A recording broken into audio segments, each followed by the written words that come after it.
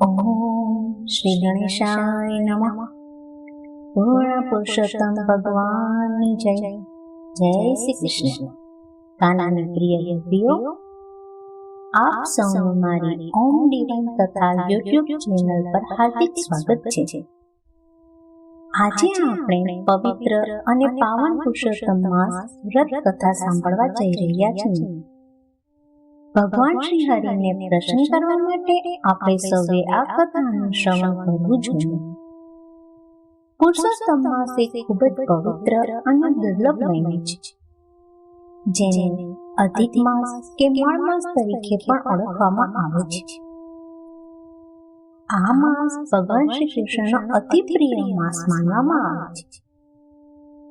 આ માસમાં સૌ ભક્તો શ્રદ્ધાપૂર્વક ભજન, પૂજન, દાન, ઉપવાસ, જપ, તપ અને ગીતાના પાઠ કરી શ્રી કૃષ્ણની ભક્તિ કરે છે. આ માસમાં તમે કરેલું નાનામાં નાનું સદકર્મ પણ અનેક ગણું શુભ ફળ આપે છે. તો ચાલો કૃષ્ણની પ્રિય ગોપીઓ, આપણે પુરુષોત્તમ માસ કથાના પહેલા દિવસની કાઠા ગોળની વાર્તા શરૂ કરીએ. પુરુષોત્તમ માસ આવ્યો. આખા ગામની સ્ત્રીઓ વ્રત કરે. સવારે વહેલી ઉઠી નદી નાવા જાય, નાય ધોઈ કથા વાર્તા સાંભળે, કાઠા ગોળનું પૂજન કરે અને પુરુષોત્તમ ભગવાનનું સ્મરણ કરતા કરતા ઘેરે આવે. ગામમાં એક ઘર હતું. તેમાં એક ડોસી અને બે વહુઓ રહેતી હતી. ડોસી અને નાની વહુ સવારે વહેલા ઉઠે, નદીએ નાવા જાય અને કાઠા ગોળનું પૂજન કરી ઘરે આવે. પુરુષોત્તમ માસના દિવસો ચાલવા માંડ્યા, પણ મોટી વહુ એકેય દિવસ સાથે ન ગઈ. નાની વહુને થયું, ચાલો આજે તો મારા જેઠાણીને બોલાવું. એમ વિચારી તે પોતાની જેઠાણી પાસે ગઈ અને કહ્યું, ચાલો ભાભીજી, નદીએ જઈને નાઈશું, ધોઈશું, કથા વાર્તા સાંભળીશું, કાઠા ગોળનું પૂજન કરીશું ને હરિગીત ગાતા ગાતા ઘરે આવીશું. મોટી વહુ અભિમાનથી ભરેલી હતી. તે બોલી ઉઠી, મારે કાંઈ આવું નથી. એ તો નવરી સવરીના કામ, રાંડી મુંડીના કામ, ગાંડી ગેલીના કામ. હું ક્યાં તારા જેવી નવરી છું? મારે તો રજવાડેથી આવે, દીકરો નિશાળેથી આવે, વહુ પિયરેથી આવે, દીકરી સાસરેથી આવે, અને વળી મારે તો ઘૂમતા વલોણા અને ઝૂલતા પારણા, કેળમાં કીકો ને કપાળે ટીકો, વાળે વછેરા ને પરવાળે પાડા, કડકડતી ખીચડી ને સુવાવડી દીકરી. હું ક્યાં તારા જેવી નવરી છું?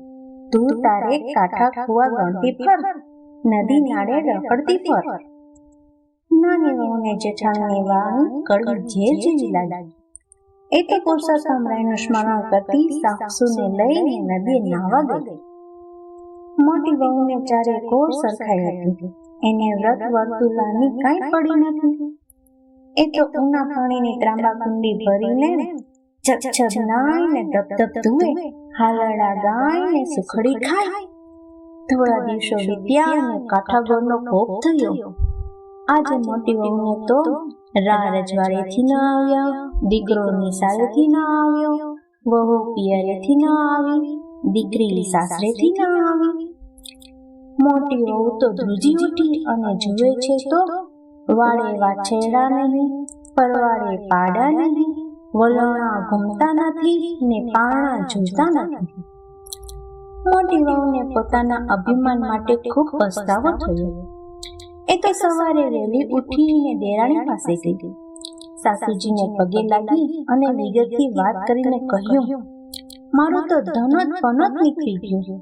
હવે હું શું કરું? સાસુએ મોટી વહુને ધીરજ આપી કહ્યું, વહુ, એ તો કાઠા ગોળનો શાપ લાગ્યો છે. તું કાઠા ગોળનું વ્રત કર. ગોળમાં બહુ દયાળુ છે. તેની કૃપાથી સૌ સારાવાના થશે. મોટી વહુએ કહેવું માન્યું અને જટ દઈને ઉઠી છાપડીમાં ફૂલ ને દાવડીમાં કંકુ લીધા, ધૂપ અને દીપ લીધા, શ્રીફળ ને સોપારી લીધા, કળશ ને કંકાવટી લીધા, અને ખંભે ચુંદડી નાખી નદીએ નાવા નીકળી. મોટી વહુએ તો નાઈ ધોઈ કથા વાર્તા સાંભળી, કાઠાગોરનું પૂજન કર્યું અને ગીત ગાતી ઘરે આવી. ઘરે આવીને જુએ છે તો એમનું તેમ પહેલા હતું એમ ખેમ. મોટી વહુને તો કાઠાગોર ફળ્યા. તે દિવસથી તેણે નિયમ લીધું કે જીવીશ ત્યાં સુધી કાઠાગોરનું વ્રત ખરા ભાવથી કરીશ. આખો પુરુષોત્તમ માસ નદીએ નાઈશ ને હરિભજન ગાઈશ. થોડા દિવસમાં તો જેઠાણીનું ઘર ભર્યું પાદર થઈ ગયું. જય ગોરમાં. જેવા મોટી વહુને રૂઠ્યા તેવા કોઈને રૂઠશો નહીં.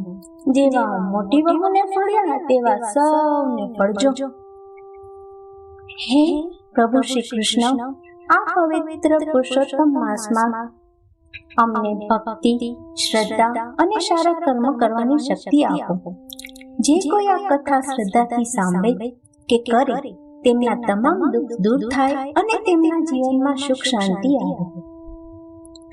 જો તમને આવી આધ્યાત્મિક કથાઓ ગમતી હોય તો વિડીયોને લાઈક કરો, ચેનલને સબસ્ક્રાઇબ જરૂર કરજો અને આ કથાને તમારા પરિવાર અને મિત્રો સાથે શેર કરવાનું ભૂલશો નહીં. ફરી મળીએ એક નવી ભક્તિપૂર્ણ કથા સાથે. જય શ્રી કૃષ્ણ.